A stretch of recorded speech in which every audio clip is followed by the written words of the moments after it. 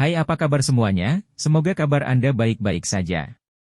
Terima kasih karena sudah memberikan support dan juga kesetiaan Anda untuk membangun channel Codot Film. Yuk kita lanjutkan alur ceritanya, sambil siapin kopi dan cemilan, setting suara volume full. Gasken. Pegunungan Bone. Ukuran wilayah binatang mungkin tidak sebanding dengan Central Plains, tapi itu bukanlah sesuatu yang kecil. Pegunungan susun yang memanjang tanpa henti itu cukup untuk memungkinkan seseorang merasakan atmosfer liar yang berbeda dari wilayah binatang ini. Meskipun wilayah binatang dikenal dengan ratusan ribu gunung besarnya, ini hanyalah perkiraan kasar. Jika seseorang benar-benar menghitungnya, itu pasti akan jauh melebihi angka ini. Gunung-gunung ini menyebar ke kejauhan di mana kekuatan manusia tidak dapat mencapai. Mengikuti aliran waktu, harta yang tak terhitung jumlahnya juga telah ditinggalkan di pegunungan yang tak berujung ini, menunggu seseorang dengan afinitas untuk membukanya. Sisa-sisa kuno telah muncul di pegunungan Bone wilayah binatang kali ini. Itu cukup terkenal di dalam wilayah binatang. Ini karena pegunungan ini memiliki lautan tulang yang menyebabkan seseorang terpana. Tak terhitung banyaknya tulang binatang terlempar di tempat ini. Tulang binatang ini secara bertahap akan melepaskan beberapa kekuatan binatang unik di dalamnya mengikuti aliran waktu. Jenis energi ini tidak banyak berguna bagi manusia, tapi itu bukan makanan yang buruk untuk magical beast. Oleh karena itu telah menghasilkan pegunungan Bone ini menjadi tempat di mana banyak magical beast suka berkumpul. Pegunungan Bone terletak di bagian barat daya wilayah binatang. Karena mereka takut buah bayi jiwa akan diperoleh oleh orang lain, kelompok Xiao yang telah bergegas menuju pegunungan Bone tanpa berhenti begitu mereka memasuki wilayah binatang. Wilayah binatang saat ini tidak diragukan lagi menjadi hidup karena munculnya sisa-sisa kuno. Selama perjalanan kelompok Xiao yang menuju pegunungan Bone, mereka melihat cukup banyak ahli yang jelas memiliki tujuan yang sama dengan mereka. Di antara para ahli ini adalah magical beast yang dapat mengambil bentuk manusia serta beberapa ahli manusia yang telah bergegas dari luar wilayah binatang setelah mendengar berita tersebut. Jelas, berita tentang peninggalan kuno yang muncul telah menyebar. Xiao Yan tanpa sadar mengerutkan kening saat melihat adegan ini. Tidak disangka daya pikat dari sisa-sisa kuno benar-benar akan sebesar ini. Para ahli tunggal ini masih baik-baik saja. Satu-satunya hal yang dikhawatirkan Xiao Yan adalah beberapa faksi besar yang datang sebagai kelompok. Segalanya akan sedikit merepotkan jika memang begitu. Dikabarkan bahwa ada keberadaan teknik Do kelas Tian di peninggalan kuno ini. Sepertinya faksi besar itu akan mengejar hal itu biarpun mereka datang. Target kami hanya buah bayi jiwa. Jika ada yang tidak beres pada waktunya, kami akan mengambil buah bayi jiwa dan pergi. Tidak baik melangkah ke air berlumpur ini. Wajah Xiao Yan memiliki ekspresi pemikiran yang dalam saat dia melihat pegunungan yang dengan cepat bergerak mundur dari bawahnya. Ini tidak berarti bahwa dia tidak tertarik pada teknik Do kelas Tian. Sejujurnya, bahkan dia belum pernah melihat seperti apa teknik Do kelas Tian sampai sekarang. Bohong jika dia bilang dia tidak penasaran. Namun, dia memahami pentingnya berbagai hal. Saat ini, hal terpenting adalah membantu Yao Lao memulihkan kekuatan puncaknya. Jika tidak, jarak antara paviliun bintang jatuh dan aula jiwa akan menjadi sedikit terlalu besar.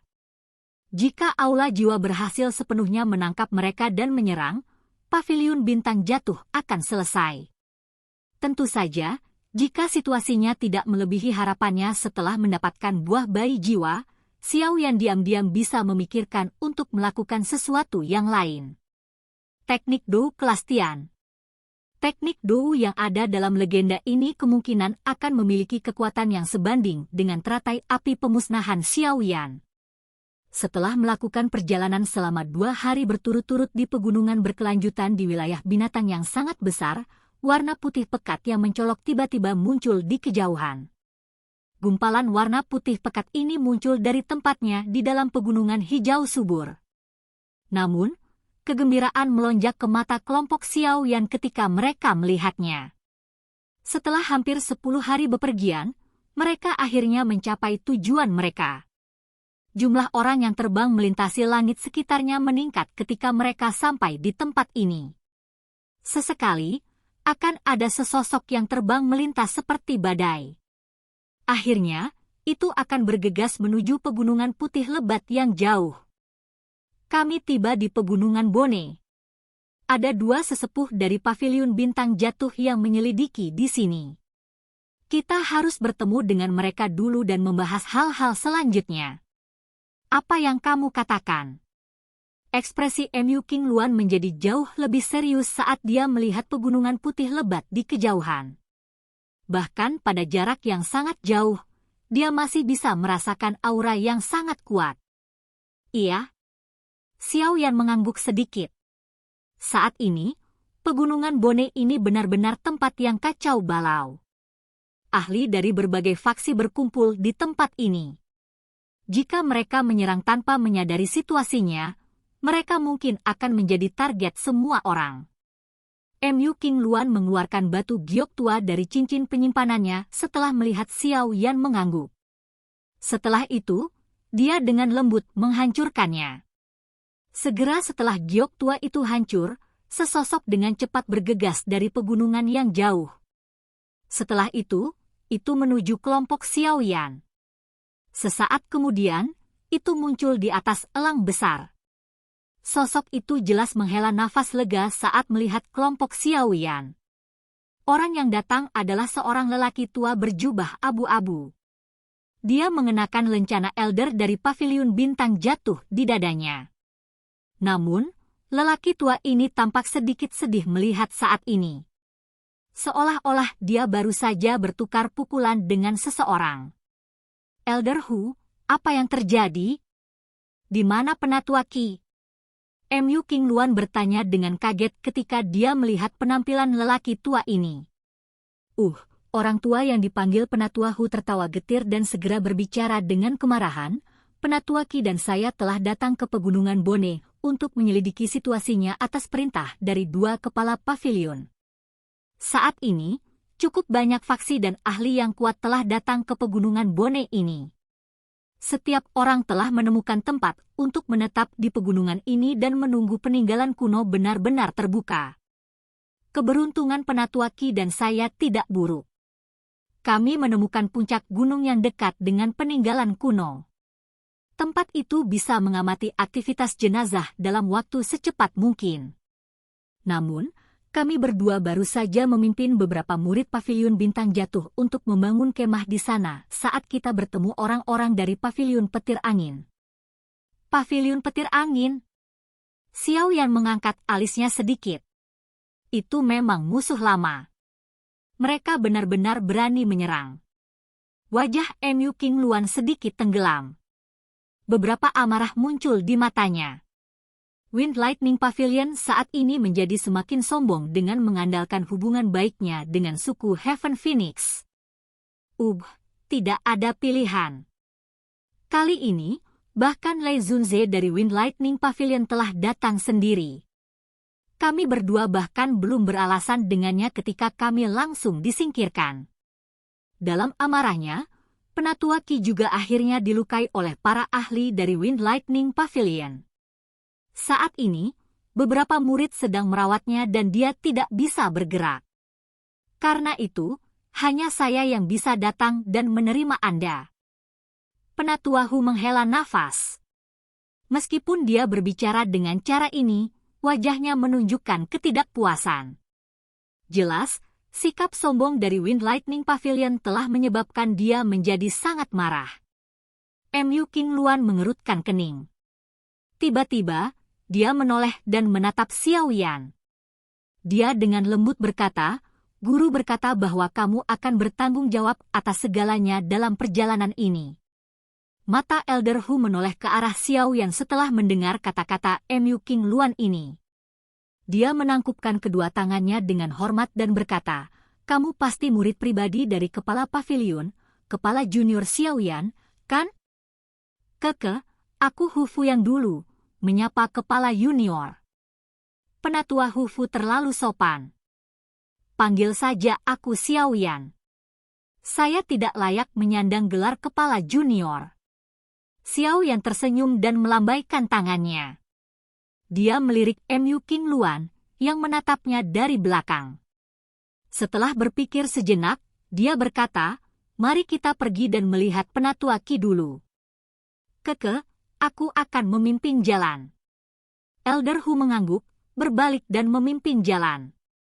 "Hei, Xiao Yan, apa yang harus kita lakukan tentang ini?" Paviliun petir angin sama sekali tidak memberikan wajah apapun pada paviliun bintang jatuh. Jika kita tidak melakukan apapun, kemungkinan besar kita akan menjadi lelucon orang lain.